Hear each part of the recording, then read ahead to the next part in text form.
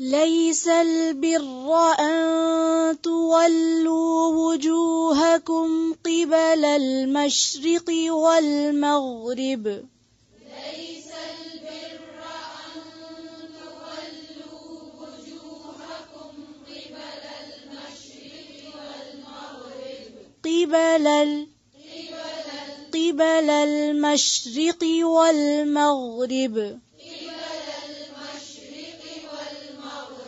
والمغرب ولكن البر من آمن بالله واليوم الآخر والملائكة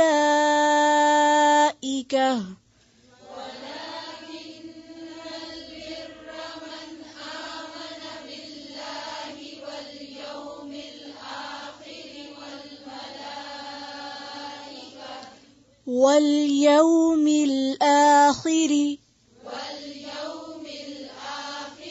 زیر کو اور باریک کریں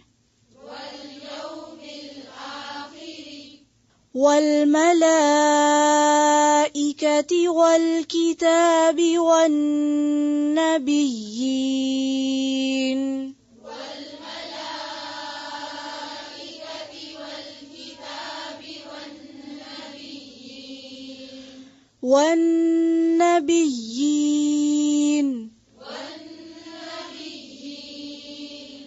وآتى المال على حبه ذوي القربى واليتامى والمساكين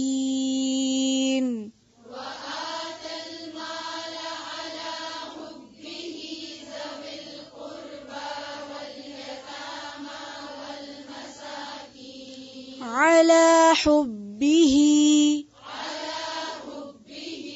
پھر سے وآتى المال على حبه ذوي القربى واليتامى والمساكين وابن السبيل والسائلين وفي الرقاب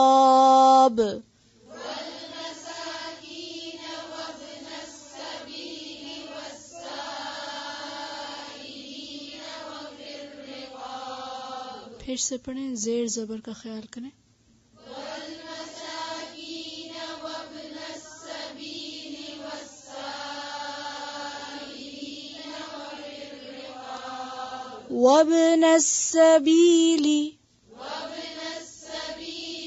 لام کے نیچے کیا ہے اس کو زبر نہیں پڑھیں گے پھر سے پڑھیں والمساکین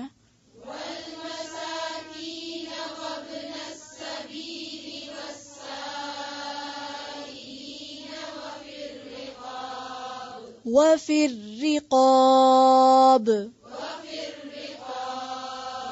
وأقام الصلاة وآتى الزكاة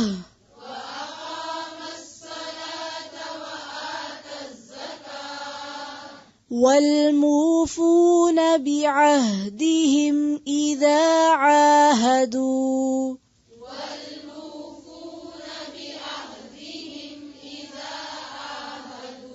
پھر سے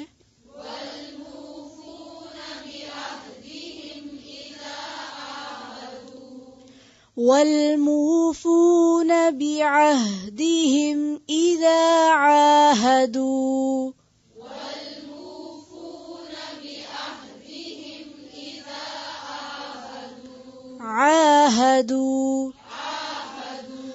والصابرين في البأساء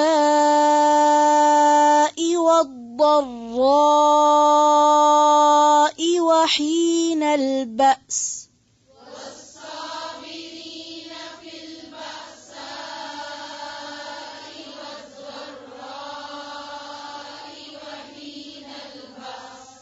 بس وحين البأس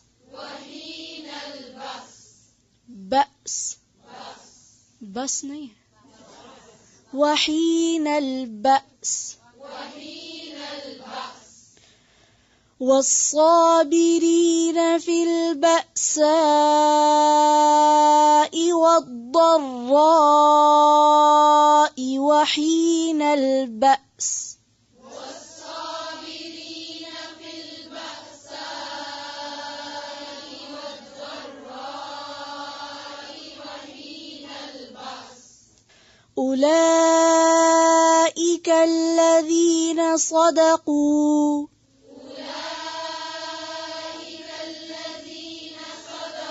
صدقوا وأولئك هم المتقون.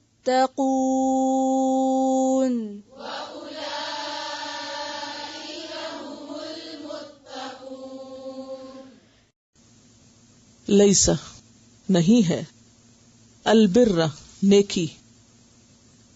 بر کا لفظ بے رے سے ہے، یہ لفظ بر سے، بر کا لفظ بر سے. بر کہتے ہیں جنگل کو، خشکی بھی ٹھیک. تو جنگل عموماً وسیع ہوتے ہیں، چھوٹی جگہوں پہ جنگل نہیں بنتے، تو ان کی وسعت کے اعتبار سے پھر بر میں بھی نیکی کی وسعت کا جو کانسیپٹ ہے وہ شامل ہے. وسیع نیکی، بہت بڑی نیکی. اور ویسے اس کا معنی ہوتا ہے حق پورا کرنا. جیسے ایک پیغمبر کے بارے میں آتا ہے وَبَرًّا بِوَالِدَيْهِ، وہ کیا تھے؟ جی ہاں، یحییٰ علیہ السلام، کہ وہ اپنے والدین کے ساتھ نیکی کرنے والے تھے، یعنی حق پورا دینے والے تھے.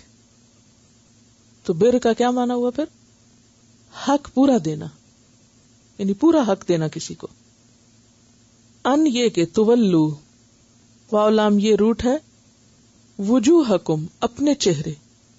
وجوہ کا لفظ جو ہے وجہ کی جمع ہے، وجہ چہرے کو کہتے ہیں. تو یہاں صرف چہرہ مراد نہیں، ڈائریکشن اور توجہ. توجہ کا لفظ بھی آپ دیکھیے تو اس کا روٹ بھی کیا ہے؟ واو جیم ہے، وجہ. قبلہ، پیچھے آپ قبلہ پڑھ چکے ہیں، اس سے ملتا جلتا لفظ. قبل المشرق، مشرق شین ر قاف پیچھے پڑھ چکے ہیں. والمغرب، اور مغرب غین ر بے غرب اسی سے ہے. اور یہاں پر مشرق و مغرب کا لفظ کیوں استعمال کیا گیا؟ دو وجوہات کی بنا پر. ایک وجہ تو یہ ہے کہ ہم جب ڈائریکشن کی بات کرتے ہیں تو عموماً مشرق مغرب زیادہ استعمال کرتے ہیں، زیادہ نون ہے. اگر اس وقت میں آپ سے پوچھو شمال کدھر ہے، شمال آپ کے کس طرف ہوتا ہے، رائٹ پہ ہوتا ہے یا لیفٹ پہ ہوتا ہے؟ اگر آپ سورج جدھر سے نکلتا ہے ادھر منہ کریں تو آپ تھوڑی دیر کے لیے سوچیں گے. یعنی ساؤتھ نارتھ جو ہے اس کی نسبت ایسٹ ویسٹ زیادہ کامنلی یوزڈ ہے اور مانوس بھی ہیں آپ اس سے، تو آسان زبان میں بات کی گئی. دوسری ایک وجہ یہ ہے کہ پیچھے چونکہ قبلے کی بات ہوئی اور آپ کو پہلے بتایا گیا تھا کہ یہود اور نصارہ دونوں اگرچہ ایک جانب رخ کر کے نماز پڑھتے تھے لیکن اس میں بھی انہوں نے الگ الگ حصے بانٹے ہوئے تھے. نصارہ مشرق کی جانب اور یہود مغرب کی جانب کو اپنی سمت کہتے تھے، بیت المقدس کی. ولیکن، لیکن البر نیکی، یعنی نیکی صرف یہ نہیں ہے کہ تم کسی خاص ڈائریکشن یا کسی خاص جگہ پر مقید ہو کے رہ جاؤ. اور اگر آپ دیکھیں بر کا معنی حق پورا دینا، یعنی صرف کسی ایک خاص ڈائریکشن میں منہ کر لینے سے حق پورا نہیں ہو جاتا، دین کا، دین کے تقاضے پورے نہیں ہو جاتے.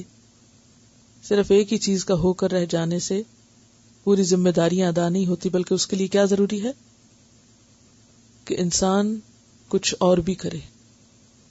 تو وہ کیا کرے؟ وَلَٰكِنَّ الْبِرَّ، من جو کوئی، آمنا ایمان لایا، باللہ اللہ پر. ایمان کا کیا لفظی معنی ہوتا ہے؟ مان جانا. لیکن ایمان کے بعد جب صلہ بے آتا ہے نا، یہ آگے آ رہا ہے نا باللہ، تو اس میں تصدیق بھی آتی ہے، اطمینان بھی آتا ہے، استقرار بھی آتا ہے، یعنی پختگی کی طرف اشارہ ہے، یعنی پکا ایمان جسے کہتے ہیں نا، اصلی ایمان. والیوم الآخر، اور یوم آخرت. کیا مراد ہے؟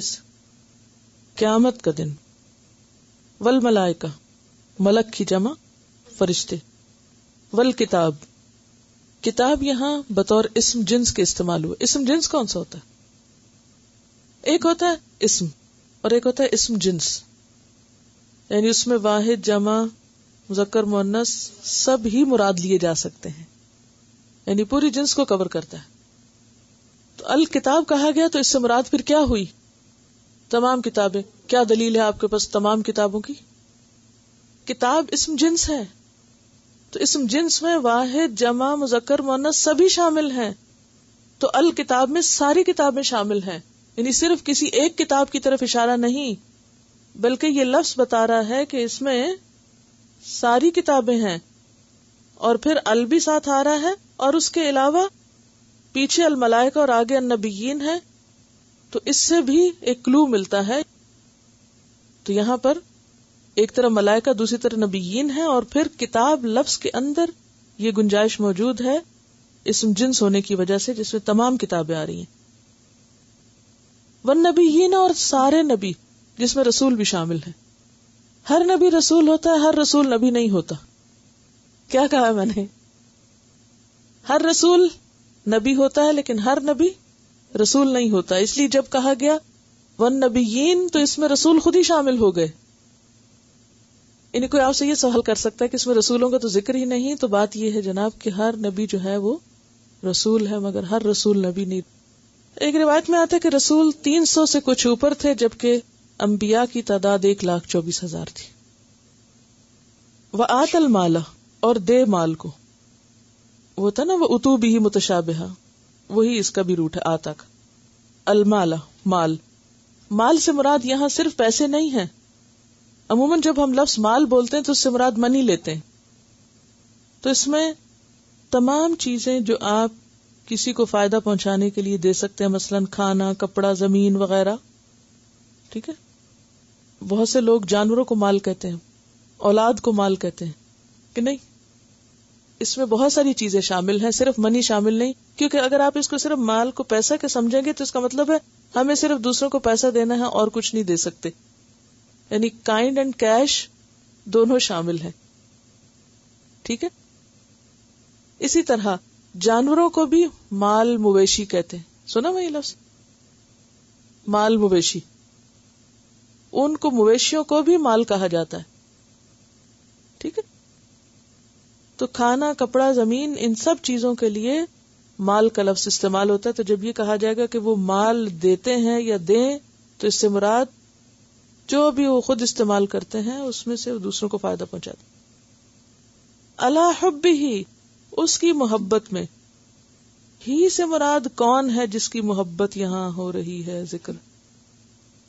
نمبر 1 مال کی محبت مراد ہے، کیونکہ قرآن پاک ہی سے دلیل ملتی ہے. مثلا وَتُحِبُّونَ الْمَالَ حُبًّا جَمًّا، پڑھا ہے قرآن میں وَتُحِبُّونَ الْمَالَ حُبًّا جَمًّا وَإِنَّهُ لِحُبِّ الْخَيْرِ لَشَدِيدٌ.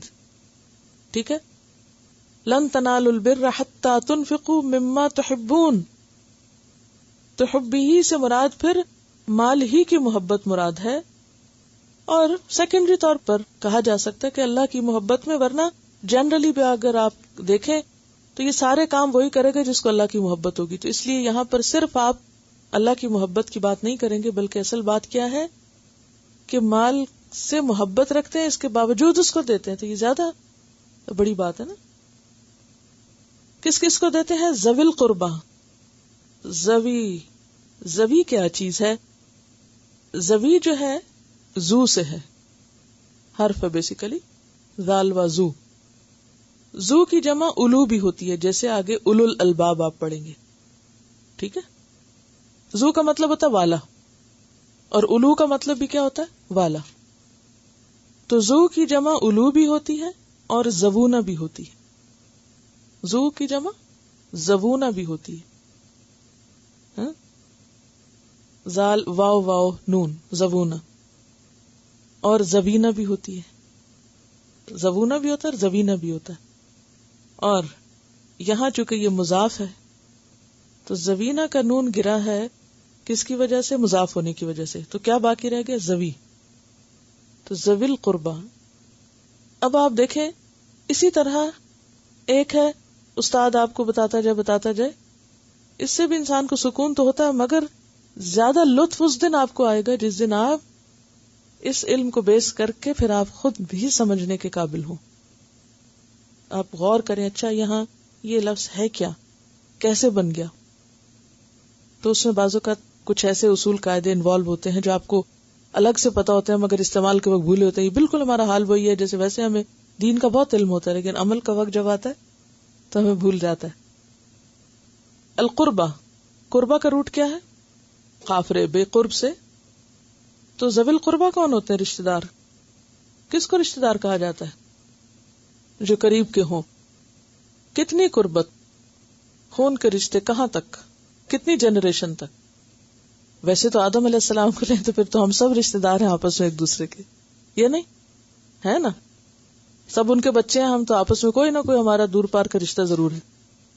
لیکن یہاں ذوی القربہ جب کہہ دیا گیا تو اس کا مطلب ہے کہ کلوز ریلیشنز کی طرف اشارہ ہے. اب اس میں مختلف جو کلچر ہیں اس کے حساب سے بھی دیکھا جائے گا. مثلا عربوں کے ہاں کہا جاتا ہے کہ چوتھے دادا تک قربا ہے, یعنی الجد الرابع. اچھا پنجابی میں کہتے ہیں, میری نانی کہتی تھی, چھوٹی سی تھی میں تو مجھے سمجھ نہیں آتی تھی لیکن وہ بولتی تھی تو میں نے سیکھ لیا محاورہ, پڑھ پیا تے ساک گیا. سنا ہوا ہے؟ اچھا جب پردادا بنے تو رشتہ وہ ذوی القربہ نکل گیا. اس وقت الحمدللہ ہماری 4 جنریشن موجود ہے, میرا نواسا بھی ہے اور میری نانی بھی موجود ہے. اب وہ ہم سوچتے ہیں کہ یہ میرے نواسے کی میری نانی سے کیا رشتہ بنتا ہے, پر نانی کا ہی بنتا ہے نا. تو انہی سے ہی محاورہ میں نے سنا تھا, انہی کو میں ہنساتی ہوں کہ پڑھ پیا تو ساگ گیا, یعنی وہ ذوی القربہ میں پھر نہیں آتے. لیکن عربی میں کیا ہے کہ چوتھے دادا تک, تو 4 درجوں تک عربوں کے ہاں وہ کیا کہتے ہیں کہ وہ رشتہ دار شمار ہوتے ہیں. اور ویسے بھی جو قریب قریب لوگ رہتے ہیں, ایک حویلی میں 200 لوگ رہ رہے ہیں. پچھلے دنوں ایک بچی کا مجھے خط آیا, وہ کہنے لگی ہم ایک ایسے ایریے میں رہتے ہیں کہ جہاں ہم ایک بڑے سے گھر میں رہتے ہیں اور 200 افراد رہتے ہیں اکٹھے, تو وہ سب اسی طرح رشتہ دار ہیں آپس میں. تو وہ کیا ہے؟ سارے ذوی القربہ ہیں. بہرحال تو ذوی القربہ یعنی قرابت کہاں تک, کہاں تک, کس کس کو آپ ذوی القربہ کہیں گے؟ تھوڑی سی کوئی لمٹ تو پتہ ہونی چاہیے. والیتامہ, اور یتیم. یتیم کی جمع یتامہ. تو یہ تیمیم جو ہے یتم تنہا کو کہتے ہیں, اکیلے کو. تو یتیم وہ نابالغ, نابالغ کا مطلب چھوٹا بچہ جس کا باپ فوت ہو جائے. بعض فقیر ایسے تھے جو بوڑھے بھی رہتے کہتے ہیں ہم یتیم مسکین ہیں. تو بڑھاپے میں یتیمی نہیں ہوتی. یتیم کوئی کب تک ہوتا ہے, یا کس کو یتیم کہیں گے؟ جو نابالغ ہو اور اس کا باپ فوت ہو چکا. والمسکین, اور مسکین, سین کاف نون اس کا روٹ ہے, ٹھہر جائے جو, یعنی بہت ہی غریب ہو, اس کی موومنٹ نہ ہو, کوئی اس کو پوچھے نہ. وابن السبیل, اور راستے کا بیٹا. سبیل راستے کو کہتے ہیں اور ابن بیٹے کو, مراد اس سے مسافر ہے یعنی جو سفر کر رہا. والسائلین, اور سوالی. سائل کی جمع. سوالی بھی 2 طرح کے ہوتے ہیں, ایک جو زبان سے بول کر سوال کرے, اور ایک ہیں جو حال سے سوال کر رہے ہوں. زبان حال سے اور زبان قال سے. کچھ لوگ ایسے ہوتے ہیں کہ جو بول کے سوال کرتے ہیں, اور کچھ لوگ بولتے نہیں ہیں لیکن ان کے حال سے پتہ چل رہا ہوتا ہے. تو یہ دونوں طرح کے سوالیاں مراد ہیں, کیونکہ اسلام میں سوال تو منع کیا گیا نا ویسے ہی. تو اب اس طرح اگر کوئی سوال نہ کرے تو اس کے حال سے پتہ چل رہا ہو تو آپ کہیں چونکہ یہ مانگتا نہیں اس لیے اس کا حق بھی نہیں. وفر رقاب, اور گردنوں میں. رقاب رقبہ کی جمع ہے, اور یہاں مراد ہے فک رقبہ یعنی گردن چھڑانے میں. فک کو محذوف ہے یہاں پر. وَأَقَامَ الصَّلَاةَ, اور وہ قائم کرے نماز. صلاۃ کا لفظی معنی تو دعا ہے, تو نماز کب ہوتی ہے؟ جب وہ قائم کی جاتی. اسی لیے آپ دیکھیں گے کہ جہاں بھی لفظ صلاۃ آتا ہے تو اس کے ساتھ اقامہ کا لفظ آتا ہے.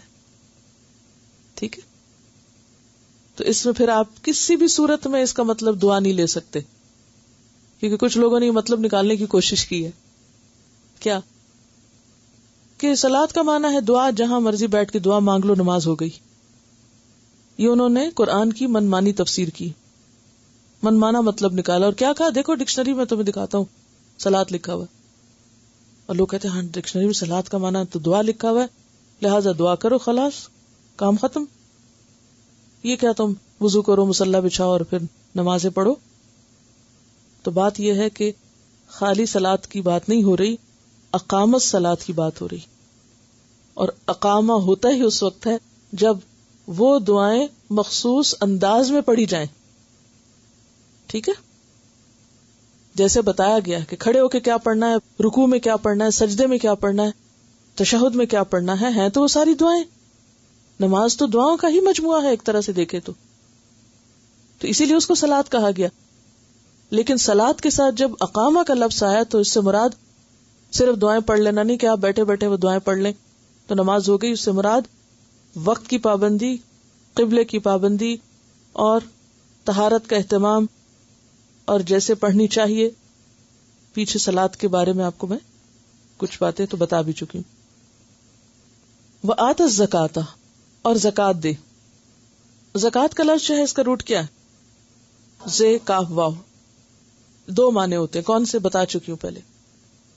پاک کرنا اور بڑھانا، یعنی ایک طرف تو جو علائش ہے ان کو ختم کرنا، صفائی کرنا، اور دوسری طرف جو موجود ہے اس کو مزید بڑھانا. اب زکوٰۃ کا جو ہے اسلام میں اصطلاحی معنی جو ہے، ویسے تو زکوٰۃ کا معنی تزکیہ ہے، تو یہاں صرف تزکیہ نفس کافی نہیں ہوگا کہ کوئی اپنا تزکیہ نفس کر لے تو بس ٹھیک ہے. نہیں، اس سے مراد مال میں سے مخصوص جو مقدار ہے وہ نکالنا، جس میں مال مویشی میں سے بھی، سونے چاندی میں سے بھی. تو زکوٰۃ کے پیچھے بھی تصور اصل میں کیا ہے؟ صفائی کس چیز کی کرتی ہے زکوٰۃ؟ کیسے صاف کرتی ہے اس کو؟ مثلا آپ کا اپنا مال کیسے صاف ہوتا ہے؟ دیکھیے، جب انسان کمائی کرتا ہے نا، خواہ وہ تجارت کرے، خواہ وہ کوئی جاب کرے، اس کا جو سورس آف انکم ہوتا ہے اس میں بعض اوقات کوئی نہ کوئی ایسی چیز شامل ہو جاتی ہے. مثلا آپ کی جاب 8 آورز کی، آپ نے 7 گھنٹے تو صحیح کام کیا اور 1 گھنٹہ کیسے کیا؟ سستی کے مارے. ہاں، حق نہیں ادا کیا جو آپ کو کرنا چاہیے تھا. اور تنخواہ آپ 7 گھنٹوں کی لے رہے ہیں، پوری 8 کی لیتے نا. تو وہ جو مال آپ نے 7 گھنٹے کام کر کے 8 کا وصول کیا، وہ علائش والا ہے یا نہیں؟ ہے یا نہیں؟ کام چوری کر کے، وقت پورا نہ کر کے، دھوکہ دہی سے یا غفلت سے، چاہے دھوکہ نہ بھی، غفلت سے اس کو لے لیا جائے تو وہ علائش تو ہو گئی اس میں. اچھا، اسی طرح بعض اوقات آپ کوئی بزنس کرتے ہیں، اس میں باقی تو سب کچھ حلال ہے، لیکن کوئی ایسی چیز جو پتہ ہی نہیں آپ کو، یا کچھ اس طرح اس میں انوالو ہو گئی ہے کہ جو اس میں علائش ہو گئی. یا یہ کہ تجارت میں بعض اوقات کمی بیشی اس طرح بھی ہو جاتی ہے کہ ناپ میں یا تول میں انکانشیسلی کمی ہو جائے. جان بوجھ کے کرنے والے کے لیے تو تباہی کہی گئی، لیکن انکانشیسلی، کیونکہ بعض اوقات انسان کو پتہ نہیں چلتا، تو وہ آپ کے حصے میں وہ چیز آ گئی جو آپ کا حق نہیں تھا. اب ظاہر ہے کہ یہ حق تو قیامت کے دن دینا پڑے گا نا. اللہ تعالیٰ نے مسلمانوں پہ زکوٰۃ فرض کر کے دنیا میں ہی اس مال کو کیا کروایا؟ صاف کرایا اور فرض قرار دیا، نکالو اس کو، یہ تمہارا حق نہیں. اور جب انسان یہ زکوٰۃ دیتا ہے تو اس سے نہ صرف یہ کہ مال پاک ہوتا ہے، بلکہ انسان کا جو اندر ہے اس کا بھی تزکیہ ہوتا ہے. اندر کا بھی تزکیہ ہوتا ہے. کیسے؟ انسان کی جو گلٹ ہے یا انسان کے اندر جو مال کی محبت ہے، مال کی محبت تو بری نہیں ہے کیونکہ وہ تو انسان کی فطرت میں ہے، لیکن اس محبت میں انسان زکوٰۃ نہ دے تو وہ بری چیز ہے. محض مال کی محبت میں کوئی خرابی نہیں ہے، اور کوئی نہیں کہہ سکتا کہ نہیں مجھے تو مال اچھا ہی نہیں لگتا. یہ جھوٹ ہوگا اگر کوئی یہ کہے کہ مال اچھا نہیں لگتا. کبھی بھی اگر کسی کو مال کمانے کا موقع ملے تو میرے خیال ہے کوئی بھی پیچھے نہ رہے. تو زکوٰۃ جو ہے وہ انسان کے اندر جو گناہ کا گلٹ ہوتا ہے نا کہ یہ میرا حق نہیں تھا، یہ میں نے لے لیا، اب کیا کروں، اب اس کو لوٹانے کی بھی کوئی صورت نہیں. اب اس کو کیا کرنا ہے؟ صاف کرنا ہے. اب آپ جب نکال دیتے ہیں تو مال بھی صاف ہوا اور اس کے ساتھ آپ کے اندر کی گلٹ بھی دور ہوئی. اب جب یہ صفائی ہوگی تو لازمی طور پر ایک دوسرا عمل بھی ساتھ ہی شروع ہوگا, اور وہ کیا؟ اچھے اخلاق پروان چڑھیں گے. کیسے؟ جب آپ غریب کو دیتے ہیں, سوسائٹی کے اندر کیا چیز پیدا ہوتی ہے؟ ہمدردی کے جذبات, تعلقات کی بہتری. غریبوں کو بھی جب کھانے کو ملتا ہے تو پھر ان کے ساتھ آپ کے تعلقات خوشگوار ہوتے ہیں. ورنہ اگر ایک بھوکا بیٹھا اور دوسرا کھا رہا ہو تو پھر انسان کی کیفیت کیا ہو سکتی؟ خوشگواری تو وہاں نہیں ہو سکتی. زکوٰۃ جو ہے مال کو, نفس کو پاک کرنے کا ذریعہ ہے, پلس خیر اور بھلائی اور اچھے اخلاق کو اجاگر کرنے کا ذریعہ ہے. یعنی انسان کا مال بھی اس سے بڑھتا ہے, کیونکہ حدیث میں آتا ہے کہ صدقہ کرنے سے مال کم نہیں ہوتا. یعنی مال بڑھتا ہے, ثواب بڑھتا ہے, اچھا اخلاق, اچھے تعلقات, یہ تمام چیزیں جو ہیں یہ نشو نما پاتی ہیں. والموفون, اور وفا کرنے والے. موفون کا روٹ کیا؟ واو فے یہ. اوفا یوفی ایفا, ان سے. ایفا مصدر ہے اور ایفا عہد آپ نے پڑھا ہوگا. اب یہاں پر آپ دیکھیں کہ فعل کی بجائے اسم آیا ہے. موفون اسم ہے نا, ایسا کیوں ہوا؟ کلام میں زور کے لیے, کیونکہ کام تو ایک دفعہ کسی نے کر دیا, اور موفون کا مطلب کرنے والے, یعنی کہ کنٹینیوٹی ہے ان کے اندر, پورا کرنے والے. یعنی دیکھیں نا, نماز قائم کی, زکوٰۃ دی, دے دیا, کام ختم. نماز آپ ایک خاص وقت پہ پڑھتے, پڑھ لی. زکوٰۃ دی, سال میں دے دی. لیکن موفون سال میں ایک دفعہ عہد پورا کریں گے؟ جب بھی کریں گے. اس لیے آپ دیکھیے کہ جو انداز ہے عبارت کا وہ مختلف ہے. پورا کرنے والے بعہدہم, اپنے عہد کو.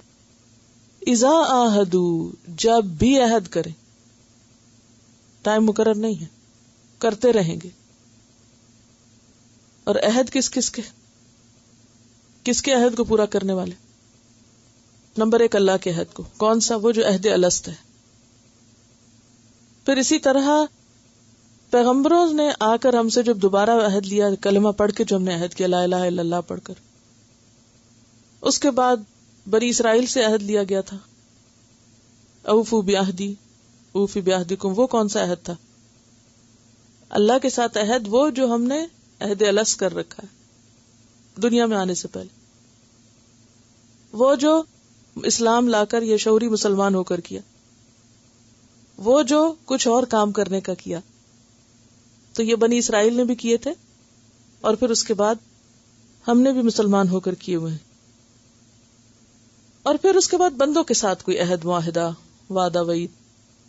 اسی طرح قوموں کے آپس میں معاہدے, یعنی انٹرنیشنل لا کے تحت جو باہم ٹریٹیز ہیں یا ایگریمنٹس ہیں یا قوانین ہیں. شادی بھی ایک معاہدہ ہے. والصابرین, اور صبر کرنے والے.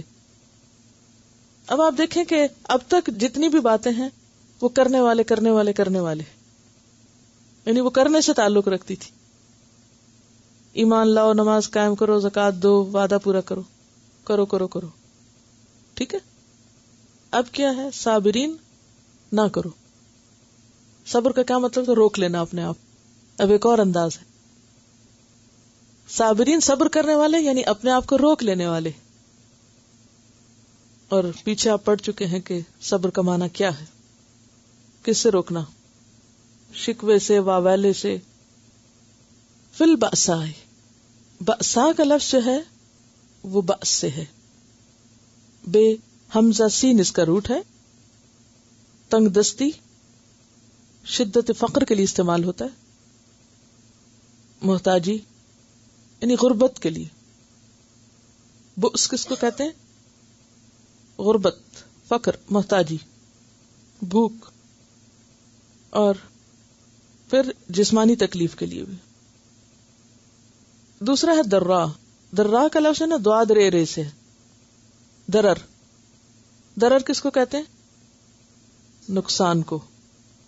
نقصان. اور کس چیز ہے نقصان؟ مال جان. وَلَنَبْلُوَنَّكُمْ بِشَيْءٍ مِّنَ الْخَوْفِ وَالْجُوعِ وَنَقْصٍ. ٹھیک ہے نا؟ تو وہ نقص من الاموال والانفس والثمرات. ٹھیک ہے. تو یہاں ذرا کا معنی کیا؟ نقصان. بیماری کے لیے بھی لفظ استعمال ہوتا ہے لیکن ذہنی بیماری کے لیے. بأسا جسمانی بیماری اور ذرا ذہنی اذیت. اس میں صبر کرتے ہیں. وحین البأس، حینا کا لفظ جو ہے اس کی جمع ہے احیان، وقت، زمانہ، مدت. البأس، بأس کہتے ہیں جسمانی اور ذہنی تکلیف کا مجموعہ، اور اس کا معنی عموماً جنگ کیا جاتا ہے. حین البأس جنگ کے وقت، کیونکہ جنگ میں یہ دونوں چیزیں ہوتی ہیں نا. کون سی؟ جسمانی، مالی، ذہنی، سب تکلیفیں آ جاتی ہیں. لیکن قرآن پاک میں لفظ بأس کو قتال یعنی جنگ کے معنی میں استعمال کیا گیا ہے. سورۃ الاحزاب میں آتا ہے وَلَا يَأْتُونَ الْبَأْسَ إِلَّا قَلِيلًا. تو اس لیے ہم ترجمہ جنگ کرتے ہیں، جسمانی ذہنی اذیت نہیں کرتے. تو اس میں صبر کرنے والے سے کیا مراد ہے؟ مثلا اگر کسی کو فقر ہے تو وہ اس کا صبر کیا ہے؟ ایک شخص غریب ہے، اس کے پاس مال نہیں، اس کا صبر کیا ہوگا؟ وہ غلط طریقوں سے مال نہیں حاصل کرے گا، اسے چوری نہیں شروع کر دے گا، یا دھوکہ نہیں دے گا، یا خیانت نہیں کرے گا. یہ اس کا صبر ہے. مثلا کوئی غریب شخص کسی جگہ کام کرتا ہے، اس کے پاس مواقع ہے چوری کر کے گھر چیز لانے کے، تو وہ نہیں کر رہا. وہ کیا کر رہا ہے؟ دیکھ کے بھی صبر کر رہا ہے. دوسرے کھا رہے ہیں اور وہ سامنے کھڑا ہے اور دیکھ رہا ہے اور صبر کر رہا ہے. یہ اس کا صبر ہے. اور بیمار کا صبر کیا ہے؟ اگر ہم اس کا معنی جسمانی بیماری لیں، بأسا کا. بعض لوگ بیمار ہوں تو گھر سر پر اٹھا لیتے ہیں، یعنی خود تو پریشان ہوتے ہی ہیں، دوسروں کو بھی سونے نہیں دیتے. اور کچھ لوگ صبر کرتے ہیں کہ اب مجھے تو تکلیف ہے ہی، میں دوسروں کو کیوں جگاؤں. تو فرق ہوتا ہے نا اس میں. اچھا، اب اگر میں مینشن نہ کروں، خالی بأسا سے گزر جاؤں، تو آپ اس کو ریلیٹ نہیں کر سکتے، اپنی عملی زندگی میں نہیں لا سکتے. وَالضَّرَّا، نقصان. نقصان کس کا؟ جیسے مال کا. کوئی چیز چوری ہو گئی، یا کوئی ٹوٹ گئی، یا کوئی ہاتھ سے چلی گئی، تو اس وقت کیا نہیں کرتے؟ شکوہ، شکایت، اور یعنی واویلا اور ناروا باتیں. کسی کا نقصان ہو جائے نا مال کا، عموماً اس میں بے صبری پتہ کیا ہوتی ہے؟ جلدی ججمنٹس پاس کرنا. فلاں نے لی ہوگی، ایمان کیا صحیح ہے، مال گیا، ایمان گیا. عموماً آپ دیکھیں اس چیز سے خود کو روک لینا فوری فتوے سے. چوری ہوئی تو بے صبری کیا ہے؟ میرے خیال میں فلاں کا کام ہے، اور تھوڑی دیر بعد اپنی چیزوں میں سے نکل آئے. تو یہ بے صبری کی نا ہم نے فوراً فیصلہ کرنے کی. اسی طرح ذہنی اذیت. ذہنی اذیت میں کیا چیزیں شامل ہیں؟ یعنی بعض لوگوں کا رویہ ایسا ہوتا ہے نا جو آپ کو بہت اریٹیٹ کرتا ہے. مینٹل ٹارچر کا آپ شکار رہتے ہیں. مثلا بعض لوگوں کا طنزی انداز، ہر بات میں طنز کرنا، تو اریٹیٹ کرتا ہے نا. اور کس سے اریٹیشن ہوتی؟ بار بار ایک ہی سوال کرنا، بار بار ایک ہی بات کرنا. بعض لوگ دوسرے کو کچھ نہیں سمجھتے، جاہل، لا علم، اور ڈیگریڈ کرتے رہتے ہیں. جی، تو یہ ساری چیزیں ذہنی اذیت کا سبب بنتی ہیں. یا کوئی مذاق اڑائے آپ کا، یا کوئی تانا دے آپ کو، تو یہ چیزیں بھی درا میں شامل ہیں، ذہنی اذیتیں. تو اس میں وہ کیا کرتے ہیں؟ صبر کرتے ہیں. وہ کیسے؟ تانے کا جواب تانے سے نہیں، مذاق کا جواب منہ چڑھانے سے نہیں. یہ تو بچپن ہوتا ہے نا، بچوں کا کام ہوتا ہے. ایک مذاق اڑایا تو دوسرے کو جواب نہیں آ رہا تو وہ اور کچھ نہیں کرے گا تو منہ چڑھانا شروع کر دے گا. تو اب بچوں کو تو چلو ٹھیک ہے معاف کیا جا سکتا، مگر بڑے ہو کر بھی یہی کچھ کرتے رہنا کیا ہے؟ یہ بچپنا ہے، اممیچیور ہونا ہے، بے صبرا پن. وحین الباس، اور جنگ کے وقت. جنگ کے وقت صبر کیا ہے؟ یعنی یہ پہلی بات ہے کہ میدان جنگ کے اندر جم کے کام کرنا. پھر یہ کہ اگر فتح مل گئی ہے تو اکڑنا نہیں. یہ بھی ہوچا پن ہے نا کہ تھوڑی سی کامیابی ہو تو پھر وہ انسان آپے سے باہر ہو، اور اگر ناکامی ہو تو اس پہ مایوس نہیں ہونا. بأسا جسمانی تکلیف، ضرہ ذہنی تکلیف، بأس جنگ، دونوں کا مجموعہ. ٹھیک ہے. لیکن جیسا کہ آپ کو معلوم ہے کہ عربی میں بعض اوقات ایک لفظ کے بہت وسیع معنی ہوتے، کئی معنی بنتے ہیں. ان کا آپس میں کچھ لنک ہوتا ہے، مگر استعمال میں الگ الگ لفظ ہوتے ہیں. تو وہ کیا ہے کہ بأسا جس میں فقر و فاقہ اور بیماری وغیرہ، اور ضرہ جس میں مالی نقصان وغیرہ اور ذہنی اذیتیں، اور بأس اس میں مال بھی جاتا ہے، جانیں بھی جاتی ہیں. اور آپ نے دیکھا ہوگا کہ جنگ میں جو لوگ مرے نہ بھی یا ان کا مالی نقصان نہ بھی ہو، مثلا ان کا علاقہ سیف رہا، کوئی مالی جانی نقصان نہیں، تو آپ نے دیکھا ہوگا کہ ذہنی طور پر یعنی جتنی بھی وارز ہوئی ہیں ان کے اگر آپ بعد کے نتائج آفٹر افیکٹس دیکھیں تو وہ بعضوں کے جسمانی سے زیادہ ذہنی بھی ہوتے ہیں. اولئک الذین صدقوا، اولئک یہی وہ لوگ ہیں، الذین وہ لوگ، صدقوا جنہوں نے سچ کہا. اب آپ دیکھیں بر سے بات شروع ہوئی، سچ پہ ختم ہوئی. یہ سچے لوگ ہیں، ان کے ایمان کا دعویٰ سچا ہے. ایک حدیث میں آتا ہے ان الصدق یہدی الی البر، سچائی جو ہے وہ کدھر لے جاتی ہے؟ نیکی کی طرف. جو سچا ہوگا اس پر یہ ساری نیکی کے دروازے کھل جائیں گے. جو اپنے ایمان کے دعوے میں سچا ہوگا وہ وسیع پیمانے پہ نیکی کر سکے گا، جیسے یہاں ساری قسموں کا ذکر ہے. وَأُولَئِكَ هُمُ الْمُتَّقُونَ، اور یہی لوگ متقی ہیں. متقی یعنی تقوی والے ہیں. جیسے کہا گیا نا تعاونوا علی البر والتقوی، تو بر اور تقوی کا باہم تعلق ہے. جو بر کرے گا وہی متقی ہوگا. اور یہ کتاب کس کو فائدہ دیتی؟ متقی لوگوں کو، کیونکہ ان چیزوں کی تفصیل ہے نا قرآن کے اندر کہ یہ اور یہ کام کرو.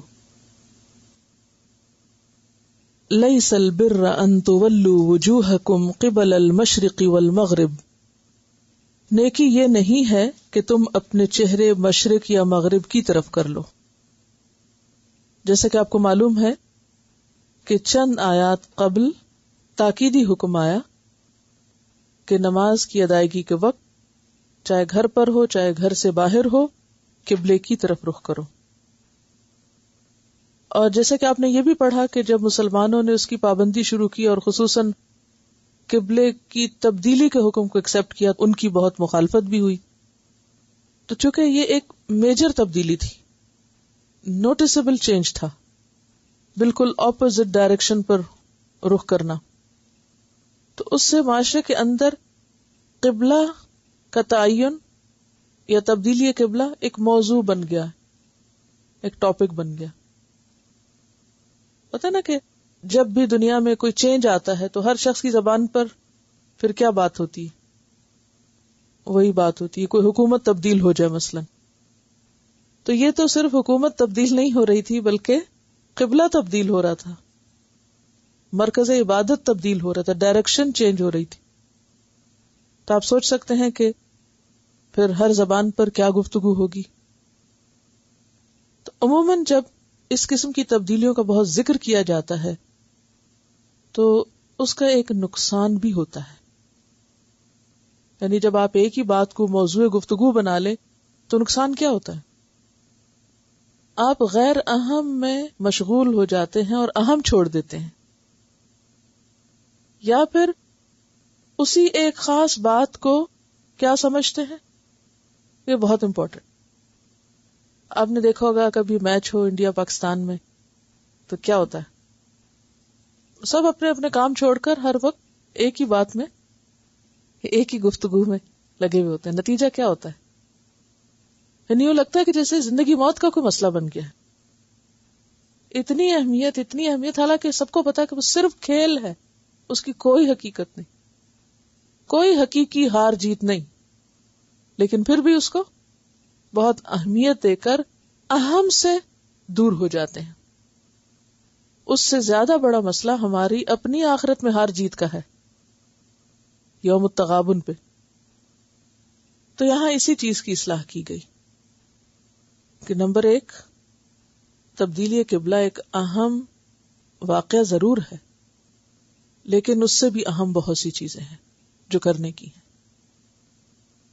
پھر اسی طرح آپ جانتے ہیں کہ یہود اور نصارہ کے درمیان مشرق و مغرب کی سمت کا اختلاف تھا، اور ان کے نزدیک دین کیا تھا کہ اصل دیندار وہ ہے جو ان کی ایک خاص سمت کو یا خاص ڈائریکشن کو فالو کرے. تو فرمایا کہ اصل نیکی یہ نہیں ہے کہ تم مشرق اور مغرب کی طرف رخ کر لو، یا کسی خاص موضوع یا کسی خاص بات یا کسی خاص واقعے کو دین سمجھ لو.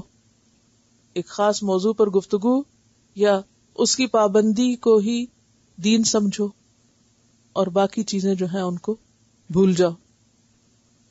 یا یہ کہ گروہ بندی کا شکار ہو جائے اور اس کو اصل دین سمجھنے لگو. تو بات یہ ہے کہ دین کے کسی ایک جز پر عمل کرنا یا اس کو اتنی اہمیت دے دینا کہ اس کی وجہ سے باقی دین کی روح فنا ہو جائے یا ختم ہو جائے، یہ کوئی دینداری نہیں ہوتی. اسی لیے آپ دیکھیں کہ ہمارے یہاں مسلمانوں میں مشکلات کیا کہ اختلافی مسائل کے بارے میں وہ اتنے سینسٹیو ہو جاتے ہیں. ایک مسجد میں کچھ لوگ صرف اس لیے نہیں جاتے کہ وہاں لوگ رفع یدین کرتے. اگر غور کریں تو پوری نماز میں رفع یدین کا کتنا حصہ ہے؟ ایک جزو ہے نا، جز ہے.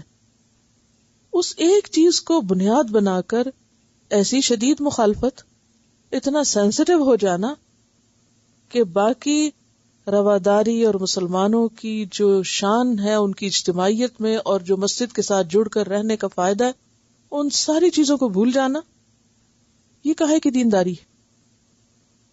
آج بھی آپ دیکھیں کہ مسلمان مسلک کی وجہ سے، فرقے کی وجہ سے، خاص مسجدوں کے ساتھ ایسوسیشن یا خاص جماعتوں کے ساتھ ایسوسیشن کی وجہ سے بعض اوقات اس سے بڑی چیز کیا ہے جن کا آگے ذکر آ رہا ہے ان کو بھول جاتے ہیں. مثلاً کیا بھول جاتے ہیں؟ اللہ کے ساتھ حقیقی تعلق، آخرت کی فکر، کتاب سے تعلق، انبیاء کی تعلیمات، اس کو بھول جاتے ہیں. پھر کرنے کا جو کام ہے، خواہ نماز ہو یا زکوٰۃ ہو یا رشتہ داروں کا حق ہو یا مساکین اور یتامى اور ابن السبیل یا غلاموں کے حقوق ہوں، ان کی طرف توجہ نہیں رہتی، اس کو بھول جاتے ہیں. پھر اسی طرح جو ایک صابر انسان کا اعلیٰ کردار ہے اس کو بھی ترک کر دیتے. یعنی صابر کا کردار کیا ہے؟ انسان ان چھوٹی چھوٹی باتوں کو برداشت کرے، لیکن وہ آپس میں جنگ و جدل کو اتنا طول دے دیتے ہیں کہ حقیقی اسلام تو غائب ہو جاتا ہے. جب بھی لوگ کسی خاص فرقے یا کسی خاص گروہ یا کسی خاص ایشو یا کسی خاص چیز پر سینسٹیو ہونے لگیں تو جو دین کی روح ہے، دین کی روح، اسپرٹ یا دین کی جو حقیقت ہے وہ متاثر ہوتی. مثلا کوئی اور مثال دے. سنڈے کے دن کسی نے مجھے کال کیا اور کہا کہ بہت اہم مسئلہ ہے تو بات کرنی ہے. تو میں نے کہا کر لیں. بات کیا تھی کہ کسی مسجد میں میرے خلاف کوئی پمفلٹ وغیرہ چھاپ کے رکھے گئے ہیں، اور پھر کل کسی اور نے فون کر کے بتایا کہ کسی اور مسجد یا مدرسہ میں آپ کے خلاف یہ باتیں ہوئی ہیں. تو مجھے لگتا ہے کہ کہیں بیٹھ کے اکٹھا کوئی پروگرام بنا ہے اور ایک پورا یعنی یکجہتی کے ساتھ عمل ہو رہا ہے. بہرحال جو کچھ بھی ہے اللہ ہی بہتر جانتا ہے. اور مسئلہ کیا ہے، اختلاف کیا ہے کہ وہ کہتی ہے کہ کسی خاص جماعت یا مسلک جو ہے اس کو فالو نہ کرو، کیونکہ آپ کسی بھی جماعت سے نہیں تو کون خوش ہوگا آپ سے. انسانوں میں سے تو کوئی بھی نہیں آپ کو اپریشیٹ کرے گا، کیونکہ آپ کسی کے بھی نہیں ہیں. جب آپ کسی کے بھی ہو جائیں تو پھر کیا ہوگا؟ ان کی ساری محبتیں اور وفاداریاں آپ کو مل جائیں گی، ساری پروٹیکشن آپ کو ملے گی. اور جب آپ یہ اعلان کریں کہ آپ صرف مسلمان ہیں اور اتنا ہونا ہی کافی ہے، تو پھر آپ سے کوئی بھی راضی نہیں ہوگا. پھر ہر کوئی کسی نہ کسی طرح ڈائریکٹلی اور انڈائریکٹلی نقصان پہنچانے کی کوشش کرے. لیکن ایک بات یاد رکھنی چاہیے کہ فکر باہر کی نہیں کرنی چاہیے کہ دوسرے ہمیں کیا کہتے ہیں. فکر کس کی کرنی چاہیے؟ اپنی نیت کا جائزہ لیں، اپنے طریقے کا جائزہ لیں. وَاسْتَعِينُوا بِالصَّبْرِ وَالصَّلَاةِ، اپنے کام کو دیکھیں کہ وہاں کوئی کمی اور کوتاہی تو نہیں. اپنے حقوق کو دیکھیں کہ وہ ادا کرنے میں تو کوئی غلطی نہیں. اور باقی چیزیں سب اللہ کے ذمہ ہیں. وہ خود ہی دفاع کرتا ہے، وہ خود ہی پروٹیکٹ کرتا ہے، وہ خود ہی ایسے لوگ پیدا کرتا ہے کہ جو ان چیزوں کو سنبھال لیتے ہیں. اب بات یہ ہے کہ یہاں پھر نیکی کس کو کہا جائے؟ بڑی اہم آیت ہے یہ.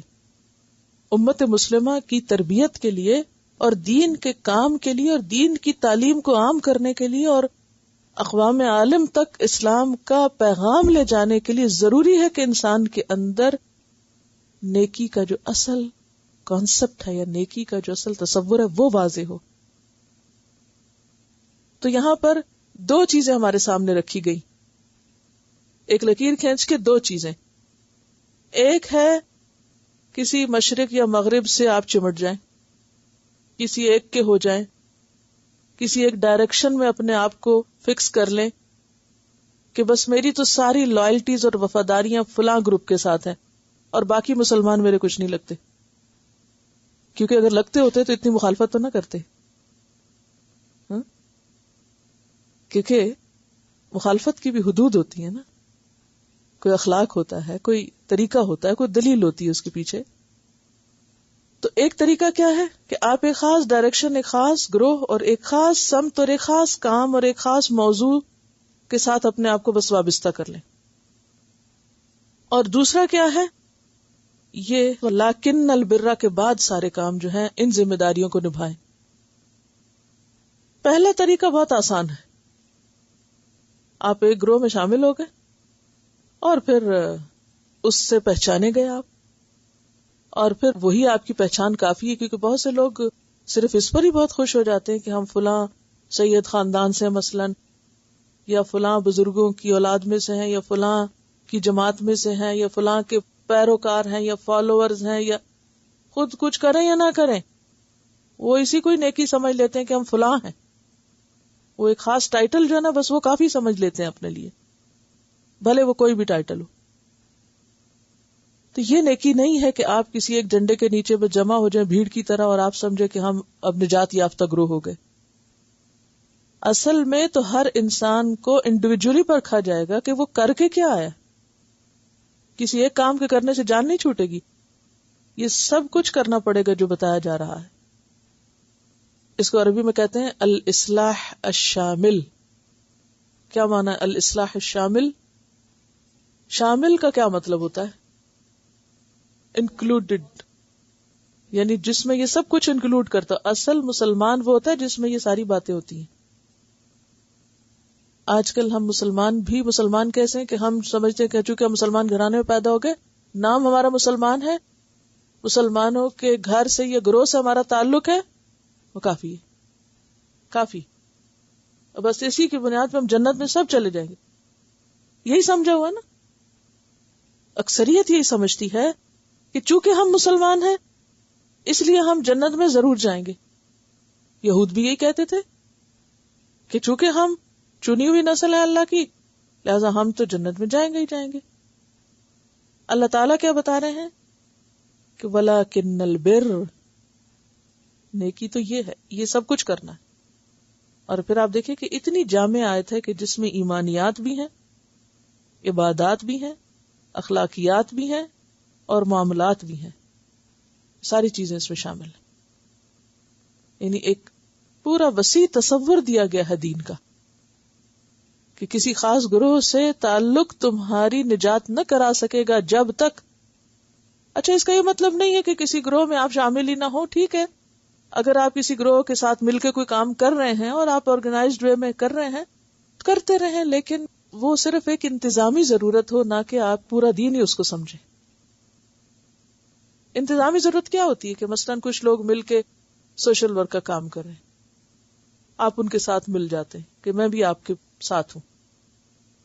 وہ ایک گروپ ہے یا ٹیم ہے یا جماعت ہے یا کچھ بھی ہے، کچھ بھی کہہ لیں، کوئی بات نہیں. ہمیشہ لائک مائنڈیڈ لوگ یا ایک جیسے انٹرسٹ رکھنے والے لوگ اکٹھے ہوتے ہیں، ڈزنٹ میٹر. لیکن وہاں اکٹھے ہو کر آپ یہ کہیں کہ جو باقی ہیں وہ تو کوئی نیک ہے ہی نہیں، وہ تو کسی کام کے نہیں. کونوا ھودن او نصارا تہتدوا، صرف ایک خاص نام کے ہوگے تو ہدایت پاؤ گے. تو یہ تصور اسلام میں ہے ہی نہیں کہ ہدایت کسی خاص نام سے ہے یا کسی خاص گروہ سے ہے. اگر آپ کو اللہ نے ایک نیکی کی توفیق دی ہے اور دوسرا کسی اور طرح سے دین کا کام کر رہا ہے، اس میں بعض الحمدللہ مسلمانوں کی جماعتیں ایسی ہیں کہ جو بہت دین پھیلا رہی ہیں. مثلا آپ تبلیغی جماعت کو دیکھیں، جگہ جگہ جاتے ہیں، دین پھیلاتے ہیں. اسی طرح اور بھی دینی جماعتیں ہیں، ہر ایک اپنے اپنے طور پر کچھ کر رہا ہے. لیکن اب یہ سمجھنا کہ چونکہ ہم اس جماعت سے لہذا جو اس میں نہیں وہ تو کچھ ہے ہی نہیں، یہ پھر درست نہیں رہتا. یا پھر سارا دین ہی اس کو سمجھ لینا اور باقی حقوق کو چھوڑ دینا، یا کسی خاص کام کو ہی، کیونکہ اصل میں یہ بھی کمزوری انسان کی بہت ہے کہ وہ جب ایک خاص کام کرنے لگتا ہے نا، بعض لوگ اگر نماز وغیرہ کی بہت پابندی کرتے تو سمجھتے اصل نیکی بس صرف یہی ہے. بعض لوگ اگر خدمت خلق کر رہے ہیں، سوشل ورک کر رہے ہیں، تو وہ سمجھتے ہیں اصل نیکی تو یہی ہے، نمازیں نہ بھی پڑھی تو کیا فرق پڑتا ہے. بعض لوگ کوئی اور تبلیغ کا کام کر رہے ہیں تو وہ سمجھتے ہیں کہ یہی کافی ہے، گھر والوں کے حقوق نہ بھی دیے تو کوئی فرق نہیں پڑتا. نہیں، یہاں پر آپ دیکھیے کہ کس چیز کی طرف توجہ دلائی جا رہی ہے. اور یہ میں نہیں آپ سے کہہ رہی، اللہ تعالیٰ نیکی کا معیار قائم کر رہے کہ کس کو نیکی کہا جائے گا. اور پھر آپ دیکھیے کہ البر جو ہے اس کا روٹ بے رے ہے، اور اسی سے لفظ بر ہے. جیسے جنگل کا تصور، جنگل میں آپ دیکھیں کوئی بڑے درخت ہوتے ہیں، کوئی چھوٹے چھوٹے پودے ہوتے ہیں، کوئی چڑھنے والی بیلیں ہوتی ہیں، کوئی رنگا رنگ کے پھول ہوتے ہیں. اسی طرح کچھ نیکیاں بڑے بڑے درختوں کی طرح ہیں، کوئی چھوٹے پودے ہیں، کچھ گھاس ہے، کوئی کسی طرح کا پھول ہے، کوئی کسی طرح کا پھول ہے. یعنی ملٹی ڈائمینشنل ہے نیکی، مختلف طریقوں سے کی جا سکتی ہے، اس کے کئی رنگ ہیں، کئی روپ ہیں. تو کسی ایک رنگ کو اختیار کر کے یہ کہنا کہ یہی رنگ اصل رنگ ہے، نہیں. اصل بات یہ ہے کہ صبغت اللہ اصل رنگ ہے، جو نظر نہ آئے تو بھی نظر آئے. یعنی انسان کے اخلاق اور کردار میں وہ چیز نظر آئے کہ واقعی وہ ربانی ہے، اللہ کا بندہ ہے. فرمایا کہ نیکی پھر کیا ہے؟ نیکی کسی ایک خاص ڈائریکشن، ایک خاص گروپ، ایک خاص کام، ایک خاص موضوع، ایک خاص چیز کے ساتھ لگ چمٹ جانا ہی نہیں. مشرق و مغرب سمبولک بھی ہیں یہاں، ٹھیک ہے نا. نیکی کیا ہے پھر؟ نیکی یہ ہے کہ جو اللہ پر ایمان لے آئے، اللہ والا بن جائے، اللہ سے ایسا تعلق قائم ہو جائے کہ انسان اللہ کو اپنا سب کچھ بنائے. والذین آمنوا اشد حبا للہ، اٹھتے بیٹھتے چلتے پھرتے نفع نقصان ہر حال میں اس کے دل پر سب سے زیادہ کس کا خیال چھایا ہوا؟ اللہ کا. یہ بات کہاں پڑھی آپ نے پیچھے؟ یہ ضروری ہے کہ نہیں ہے؟ 165 آیت میں یہ بات آپ پڑھ چکے ہیں. اور اگر اللہ کی بجائے کسی اور کا، کسی اور، بھلے وہ خاص ڈائریکشن ہو یا گروپ ہو یا انسان ہو یا کوئی بزرگ ہو یا کوئی بھی ہو، اس کا خیال آپ کے دماغ پہ اس طرح چھایا ہوا ہو اور دل پہ اس طرح چھایا ہوا ہو جیسے اللہ کا ہونا چاہیے، تو پھر یہ کیا چیز ہو گئی؟ آمن باللہ. میں نے آپ کو لفظی وضاحت میں بتایا تھا کہ آمنہ کے بعد کیا آ رہا ہے؟ بے کا صلہ آ رہا ہے، جس کا کیا معنی ہے؟ اطمینان، استقرار. یعنی تصدیق تو ہے ہی، ایمان تصدیق کرنے کا نام ہے، لیکن اس کے ساتھ اطمینان، استقرار، جس کو آپ کہتے ہیں رضیت باللہ ربن، میں اللہ کے رب ہونے پہ راضی ہو گئی. मेरा रब जो मेरे बारे में फैसला करे, जैसा मुझे रखे, मैं उस पर राजी। ये होता है ईमान बिल्लाह वल यौमिल आखिर, और यौम आखिरत पर ईमान रखे। क्या मतलब है उसका? कि इंसान दुनिया की बजाय आखिरत को तरजीह दे। अब ये नहीं कहा कि दुनिया पर ईमान लाओ, आखिरत। अब आप सोच रही होंगी कि मैं दुनिया को बीच में कहां से ले आई हूं, क्यों लाई हूं? असल में आखिरत का ऑपोजिट क्या है? जी इसलिए लाई हूं दुनिया, कि आखिरत का ऑपोजिट दुनिया है। हमें क्या कहा गया? आखिरत पर ईमान लाओ। गोया आखिरत पर फोकस करो, आखिरत प्रायोरिटी हो, दुनिया की बजाय आखिरत को मसला समझो। हम किसको मसला समझो? तो आखिरत पर ईमान का क्या मतलब है? आखिरी दिन पर, यानी डूम्स डे पर। हमें क्या कहा गया? आखिरत पर ईमान लाओ। गोया आखिरत पर फोकस करो, आखिरत प्रायोरिटी हो, दुनिया की बजाय आखिरत को मसला समझो। हम किसको मसला समझो? तो आखिरत पर ईमान का क्या मतलब है? आखिरी दिन पर, यानी डूम्स डे पर।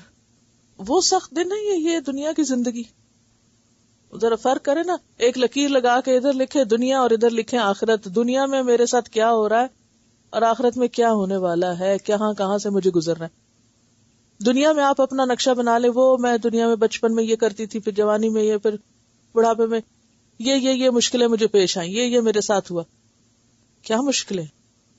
इधर रखे जरा आखिरत की, कि सूर फूंकने के बाद से लेकर उठ के कहां क्या करना होगा, कहां से गुजरना होगा, तो फिर क्या चीज इंपॉर्टेंस के काबिल है, ये अहमियत दिए जाने के। जरा सी याद दहानी करा दे। Doomsday.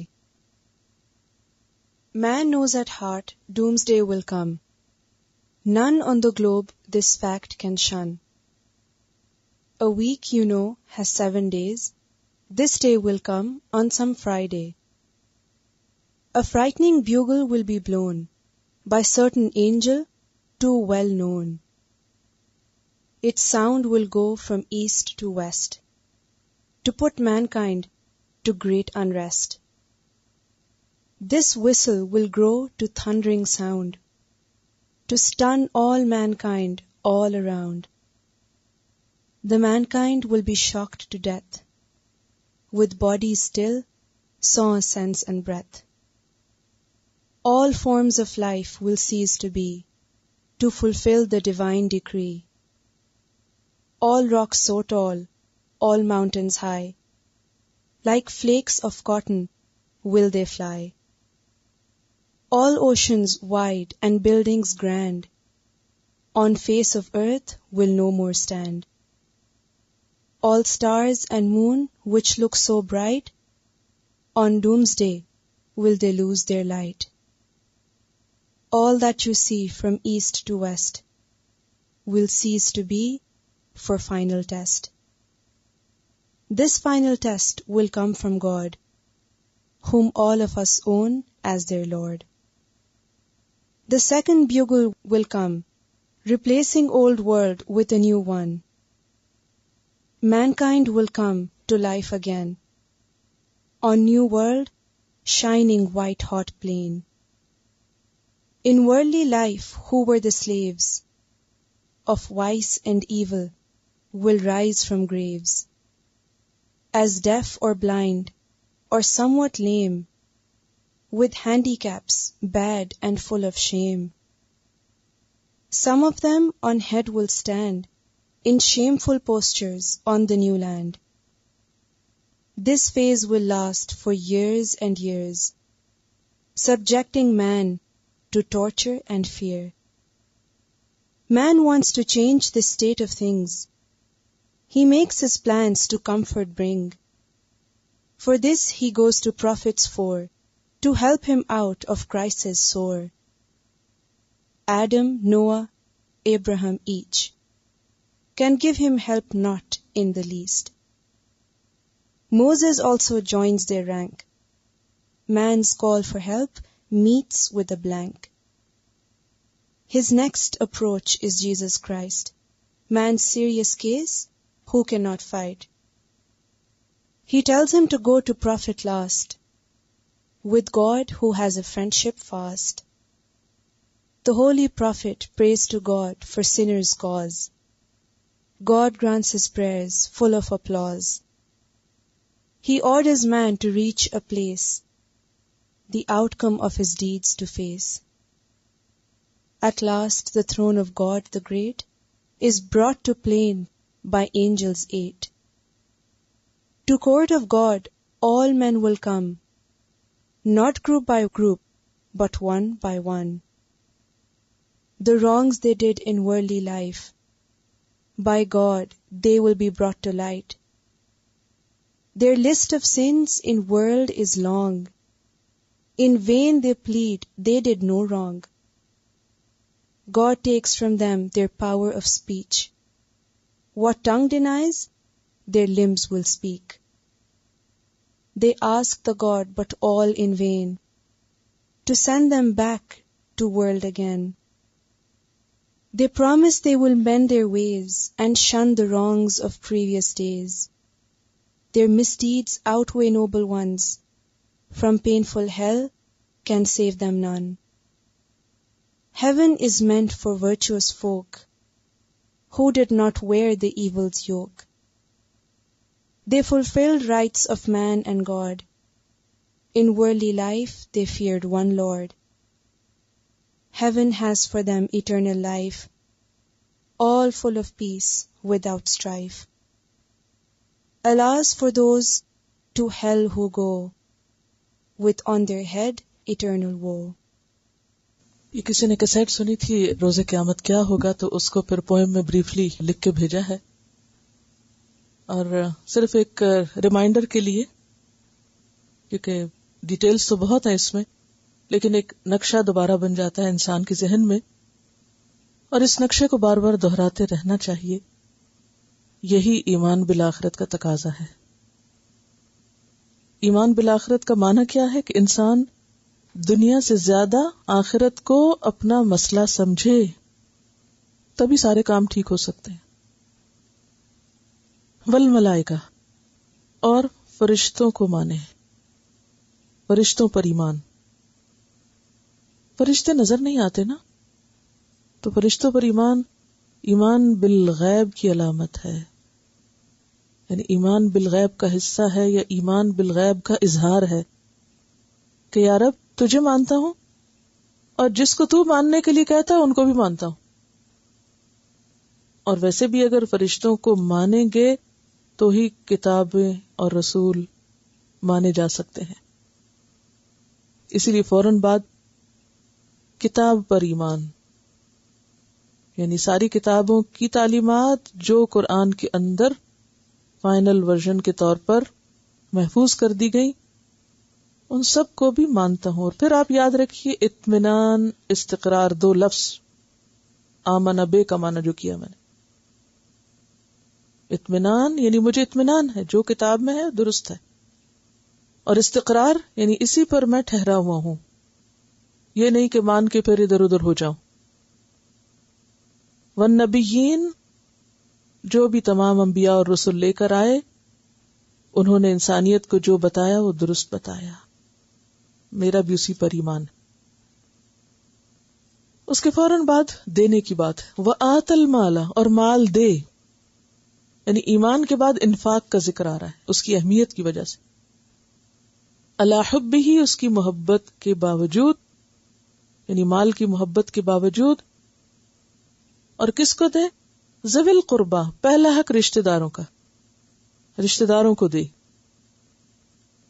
اب اس میں آپ دیکھیے کہ یہ نہیں ہے شرط کہ رشتہ دار غریب ہو تو ان کو دے.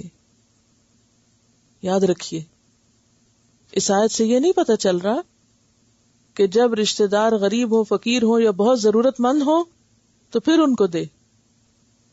رشتہ داروں کا حق ہوتا ہے مال میں، جسے آپ تحفے کے طور پر، جسے آپ کسی بھی طریقے سے دوسرے کی ضروریات کو سامنے رکھتے ہوئے، ضروری نہیں کہ وہ مساکین اور یتامہ ہو جائے تو پھر آپ رشتہ داروں کو پوچھیں. ان کا حق تو ویسے ہی الگ ہے. مساکین چاہے رشتہ دار ہوں یا نہ ہوں، یتیم چاہے رشتہ دار ہوں یا نہ ہوں، وہ ایک الگ کیٹیگری ہے. لیکن رشتہ دار چاہے غریب ہوں یا نہ ہوں، اگر آپ ان کے مقابلے میں زیادہ حیثیت والے ہیں، اللہ نے ان کے مقابلے میں آپ کو زیادہ دیا ہے، تو آپ ان کا دل خوش کرتے رہیں. یہ مراد ہے یہاں. کیوں رشتہ داروں کو دو؟ کیونکہ ہم کہتے ہیں ان کے پاس نہیں ہے، وہ بھی تو کھاتے پیتے سب ہے، ہم کیوں دیں؟ کیوں دو؟ اس دینے سے فائدہ کیا ہوگا؟ محبت بڑھے گی. تہادو تحابو، صدقہ نہیں ہدیہ، تحفہ، اس سے آپس کے تعلقات اچھے ہوں گے. اچھا، تحفے کی اصل میں روح کیا ہے؟ تحفے کے پیچھے کیا فلسفہ ہے؟ What is a gift? آپ اپنے احساس کو ایکسپریس کرتے ہیں، آپ دوسرے کو بتاتے ہیں کہ میرے نزدیک تم اہم ہو، میں نے تمہیں یاد رکھا ہے، مجھے تمہارا دھیان ہے. تحفے کے پیچھے ضرورت ہونا اصل چیز نہیں کہ کوئی ضرورت مند ہے تو تبھی. ضرورت مندوں کا تو الگ حصہ ہے ہی. قرآن پاک میں آتا وفی اموالہم حق معلوم للسائل والمحروم، ان کے مالوں میں حق ہے سوالی اور محروم کا.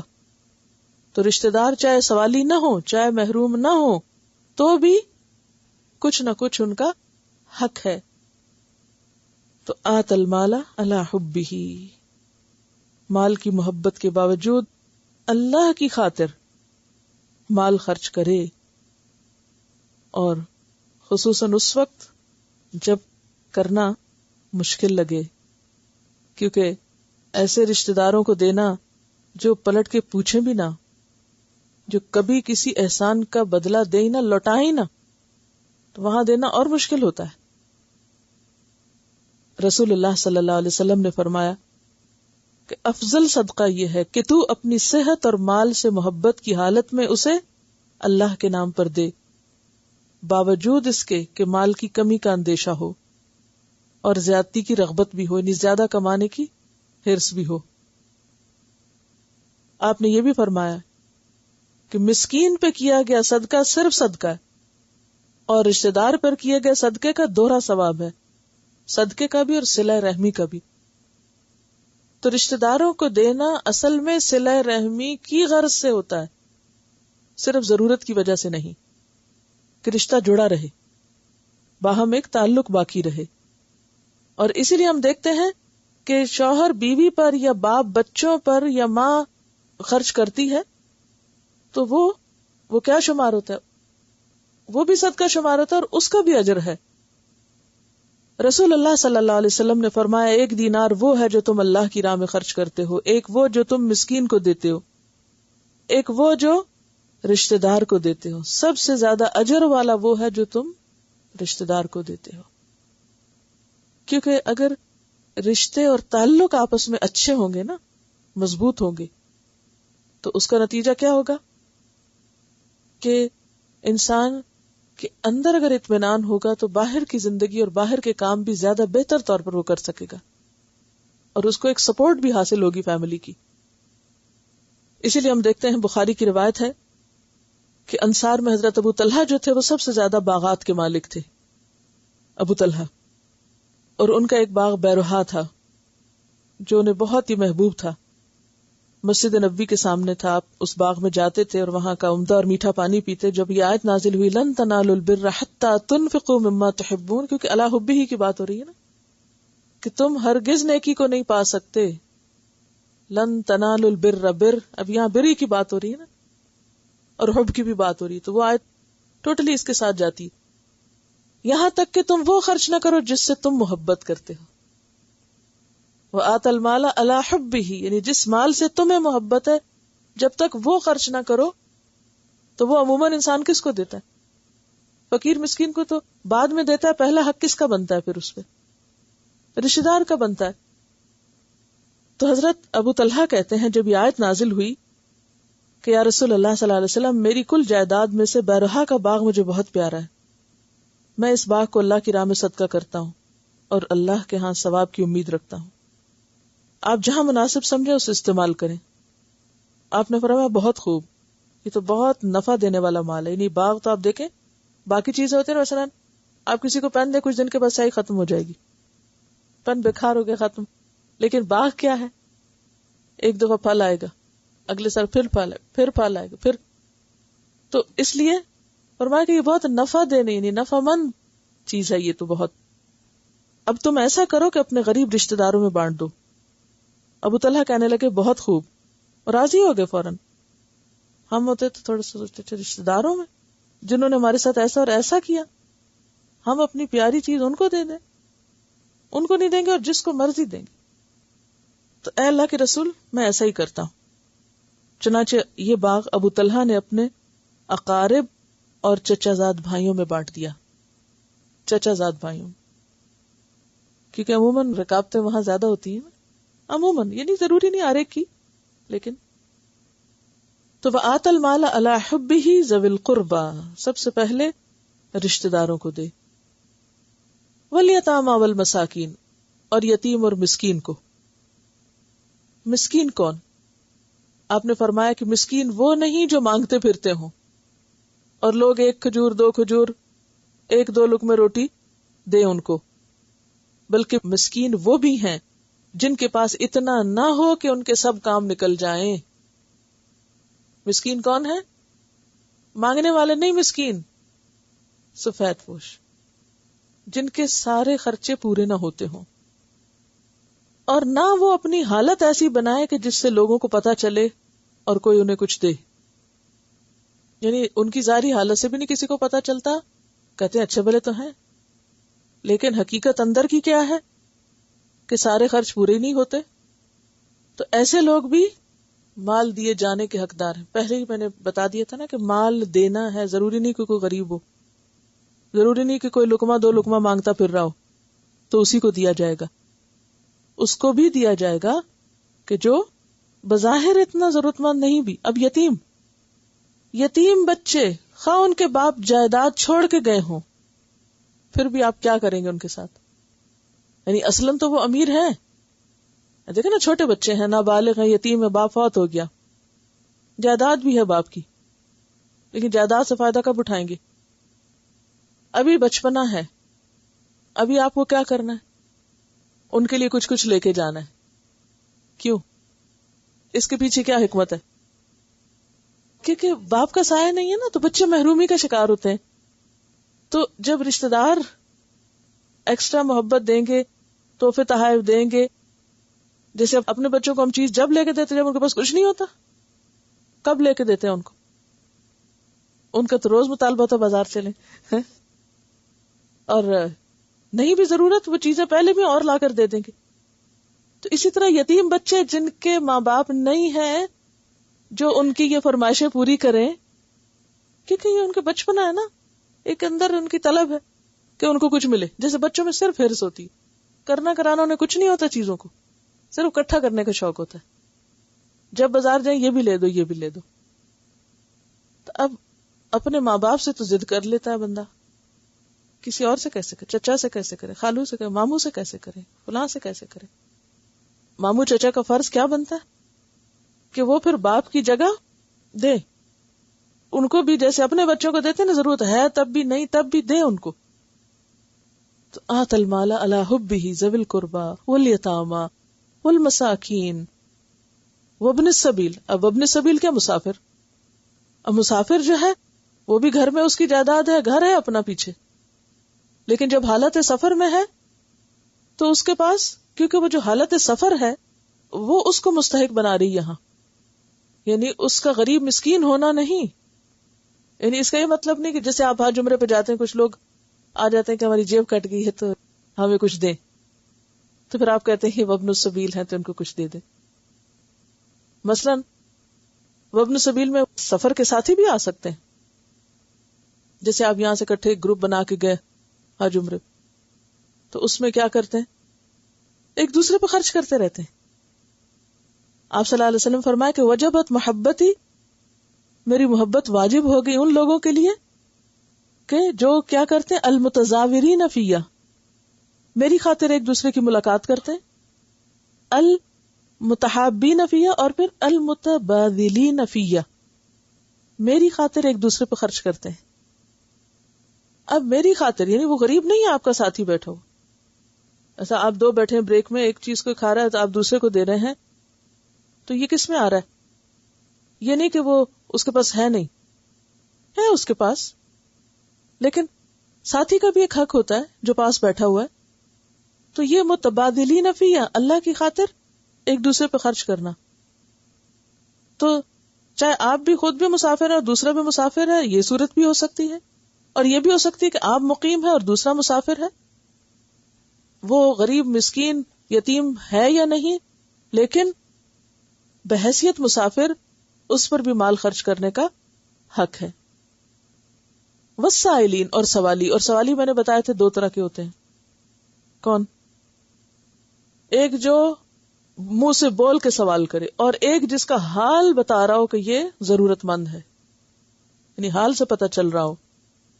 والسائلین وفی الرقاب، اور گردنیں چھڑانے میں.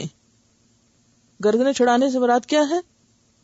غلام آزاد کرنے میں. اور آج کے دور میں اگر غلام نہ بھی ہو تو بعض لوگ بیکار میں پکڑے جاتے ہیں، یہ اغوا ہو جاتے ہیں یا کسی بھی ایسی صورت میں، تو اس صورت میں ان کو چھڑانے کے لیے بھی جو مال دیا جاتا ہے وہ بھی اس میں آ جائے گا. یعنی اس سے پتہ چلتا ہے کہ انسانی جان کی قیمت ہے، انسانی جان کی ایک ویلیو ہے.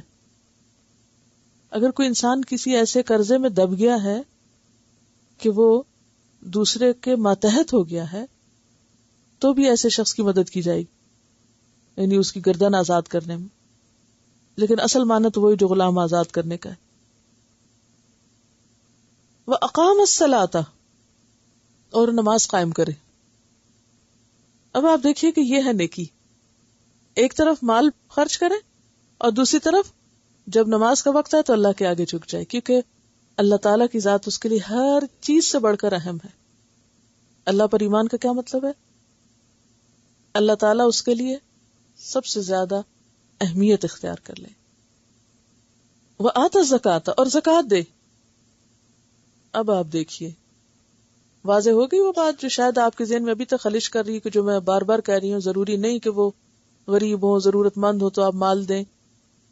کیونکہ زکوٰۃ کس کو دی جاتی ہے؟ کہ زکوٰۃ جو ہے وہ مستحق لوگوں کو دی جاتی، ہر ایک کو نہیں دی جاتی. آپ اپنے بچوں کو نہیں زکوٰۃ دے سکتے، اپنے ماں باپ کو نہیں دے سکتے، اپنے رشتہ داروں کو جن کے پاس پہلے ہی کچھ ہے ان کو زکوٰۃ نہیں دے سکتے. ٹھیک ہے نا؟ وہ تو دی جائے گی ان 8 کیٹیگریز میں جس کا انشاءاللہ آگے ڈیٹیل آپ پڑھیں گے. تو پھر یہاں اگر زکوٰۃ دینے کا حکم ہے تو یہ اوپر جو آت المال علی حبہ پھر کیا ہے؟ یہ الگ چیز ہے. اس میں وہ بھی آئیں گے جن کے پاس نہیں، ان کو بھی دیں گے، اور ان کو بھی دیں گے جن کے پاس ہے. یعنی وَمِمَّا رَزَقْنَاهُمْ يُنْفِقُونَ. اسلام دینے والا بناتا ہے، اور نیکی میں ایمان کے بعد عمل کا جو پہلا حصہ ہے وہ دوسروں کی خیرخواہی ہے اور دوسروں پر خرچ کرنا ہے. تو بات یہ ہے کہ اور زکوٰۃ دے. وَالْمُوفُونَ بِعَهْدِهِمْ، اور اپنے عہد وفا کرنے والے. یعنی نیکی کس کی نیکی ہے؟ کہ جو صرف مال نہ دینے والے ہوں، وعدے بھی پورے کرنے والے، جو صرف نماز نہ پڑھنے والے ہوں، زکوٰۃ دینے والے بھی ہوں، اور عہد پورے کرنے والے ہوں. وہ عہد جو اللہ سے کیا دنیا میں آنے سے پہلے جو کیا تھا وہ، یا پھر اسلام لا کر، یا پھر کوئی نظر منت مان کے، وہ بھی تو ایک عہد ہوتا ہے، یا پھر اللہ کا نام لے کر آپ نے کسی انسان سے کیا. سارے عہد اس میں آ جاتے ہیں. وَالْمُوفُونَ بِعَهْدِهِمْ إِذَا عَاهَدُوا. حضرت انس بن مالک کہتے ہیں کہ رسول اللہ صلی اللہ علیہ وسلم نے بہت کم ایسا واز کیا جس میں آپ نے یہ نہ فرمایا ہو کہ وہ شخص ایمان سے محروم ہے جو امانت دار نہیں، اور وہ شخص دین سے خالی ہے جو عہد کا پابند نہیں. یعنی جب آپ خطبہ دینا شروع کرتے یہ جملہ ضرور بولتے کہ جو شخص وعدہ نہ پورا کرے اس کا کوئی دین نہیں.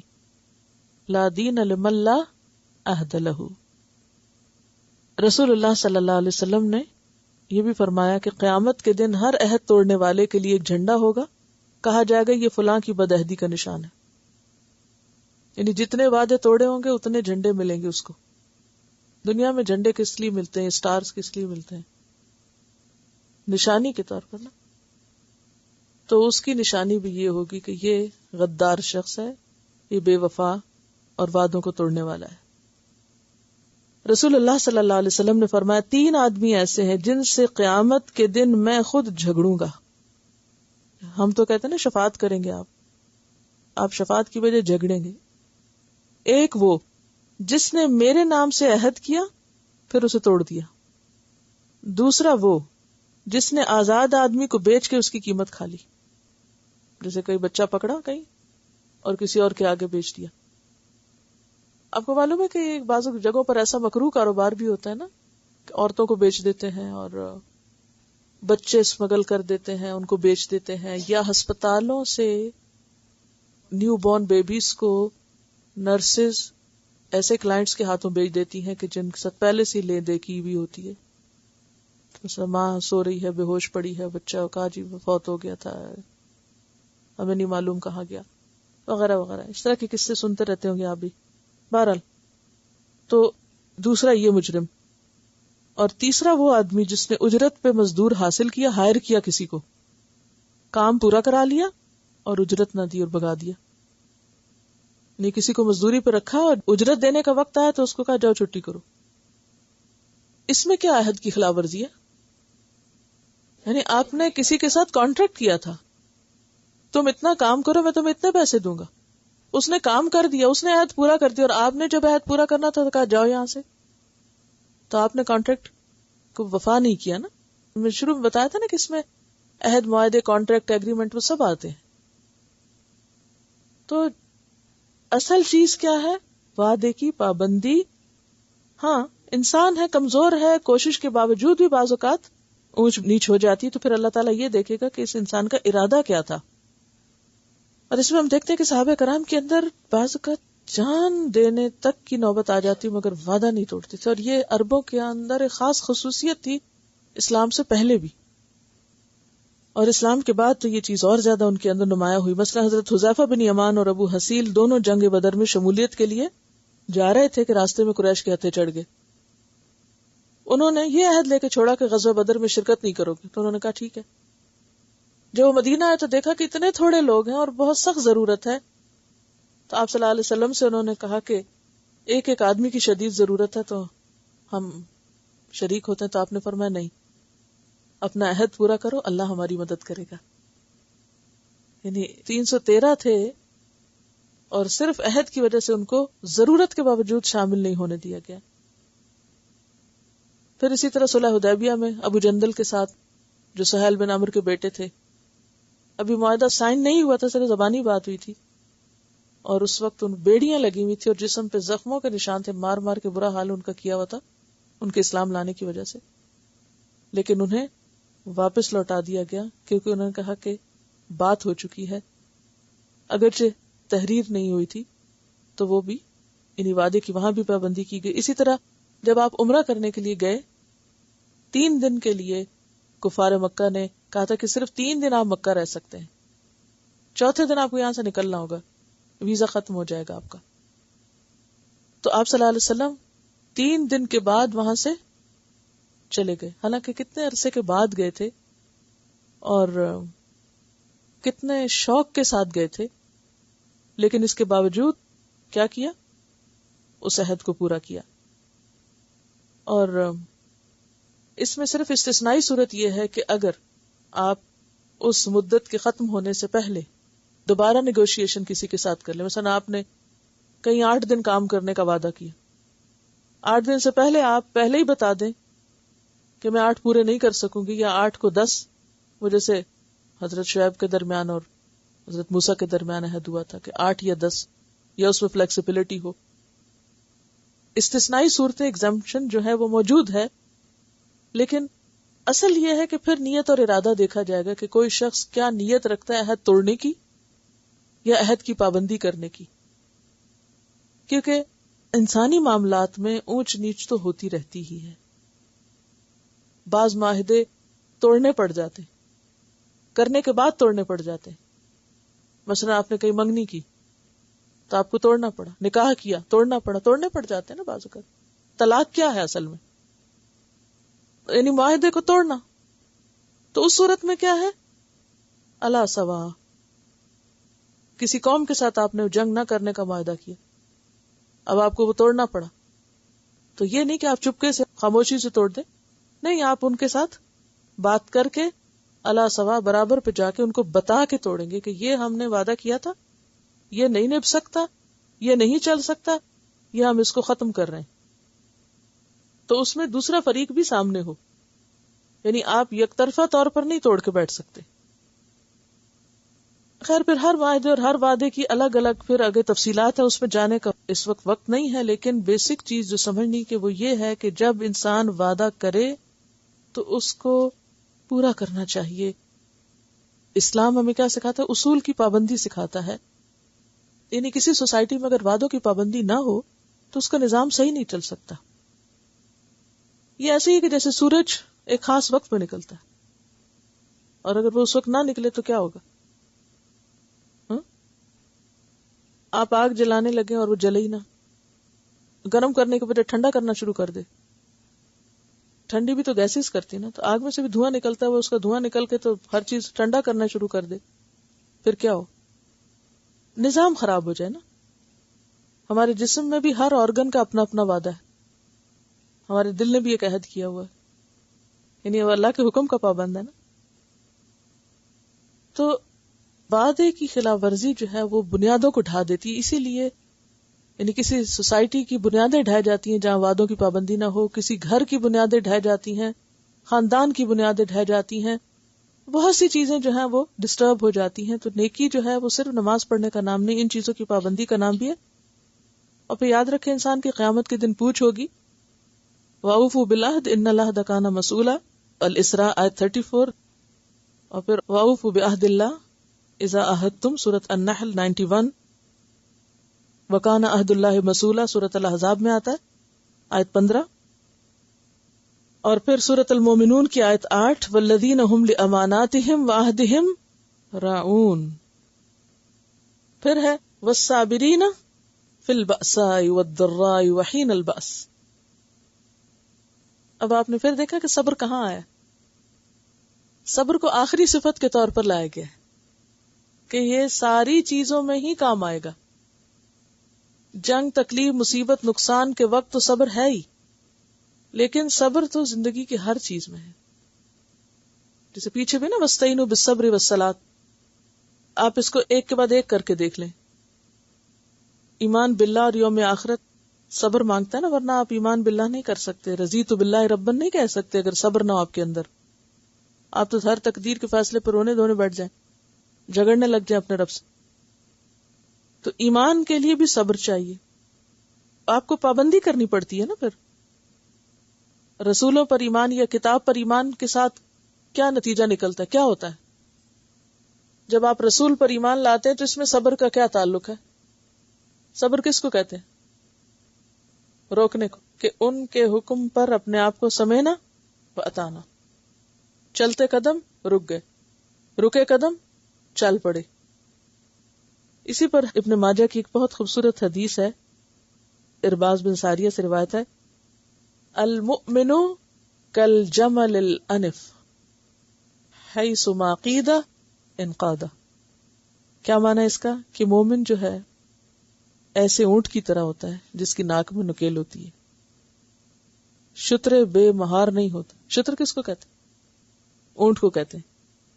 تو بے مہار کیا ہوتا ہے؟ جدھر منہ آئے چل پڑے، جو جی چاہے کرے.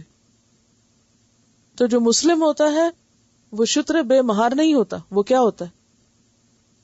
اس اونٹ کی طرح ہوتا ہے جس کے ناک میں نکیل ہو، جدھر وہ اس کو موڑے ادھر مڑ جائے.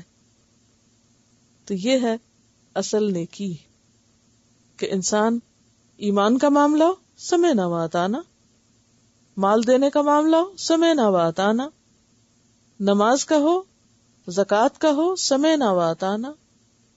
اور کون کہہ سکتا ہے سمعنا و اطعنا؟ جو صبر کرنے والا ہو. ہاں، اور پھر اسی طرح وعدہ پورا کرنے میں صبر چاہیے نا. پھر اسی طرح تنگی، تکلیف اور نقصان اور جنگ کے وقت خاص طور پر صبر اور استقامت سے کام لینے والے. اولئک الذین صدقوا، یہ ہیں سچے لوگ، ان کو سچا کہا جائے گا. یہ سچے لوگ ہیں. کیا مطلب ہے سچے؟ کیسے سچے ہوئے؟ ایمان لا کر جو انہوں نے عہد کیا پورا کر دیا. وَأُولَئِكَ هُمُ الْمُتَّقُونَ، اور یہی لوگ ہیں اصل متقی. تو یہ ہے ایک نیک انسان کا نقشہ. امیجن کر سکتے ہیں کیا کیا کرتا ہے وہ؟ لائف ٹائم ٹیبل بنائے نیک شخص کا. حقوق اللہ یعنی عقائد کے بعد پھر حقوق العباد کی ادائیگی، اور پھر عبادات کی بات، پھر معاملات کی بات. اور یہ سب اس وقت ہو سکتا ہے جب بندے کے اندر صبر کا مادہ ہو، تبھی انسان ان چیزوں کی پابندی، یہ پابندی ہے نا ایک طرح سے، ان کی پابندی اسی وقت ہو سکتی. اب میں یہ سوچ رہی تھی کہ آپ اگر ایک مومن کی کہانی لکھیں نا کہ مومن کیسا ہوتا ہے، اب مومن کو فالو کریں یا مومن کی ایک تصویر بنائیں. تصویر کا مطلب یہاں کوئی پینٹنگ بنانا نہیں ہے، یعنی ایک تصور میں لائیں کہ مومن کیسا ہوتا ہے، اس کا ایمان کیا. ایمان اصل میں اندر کی حالت کا نام ہے، اس کے اندر کی حالت کی، اللہ سے اس کا تعلق کیسا ہے، کتاب کے ساتھ اس کا تعلق کیسا ہے، آخرت کے بارے میں کیا سوچتا ہے، نماز کیسی، زکوٰۃ کے علاوہ مال دینے میں اس کا رویہ کیسا ہے، بخیل ہے یا سخی ہے. اور پھر ایک طرح سے ہر کیٹیگری کا خیال رکھتا ہے. اچھا ادھر بھی دینا، ادھر بھی، ادھر بھی، ادھر بھی، یہ نہیں کہ کوئی ایک مشرق یا مغرب میں کر کے کام ختم. اور پھر اس کے بعد باقی چیزوں میں بھی ایفاء عہد اور خاص طور پر صبر کی عادت. یہی سچے لوگ اور یہی متقی ہیں. اب یہ سب کچھ کرنا ایک طرف اور کسی مشرق مغرب میں جا بیٹھنا ایک طرف.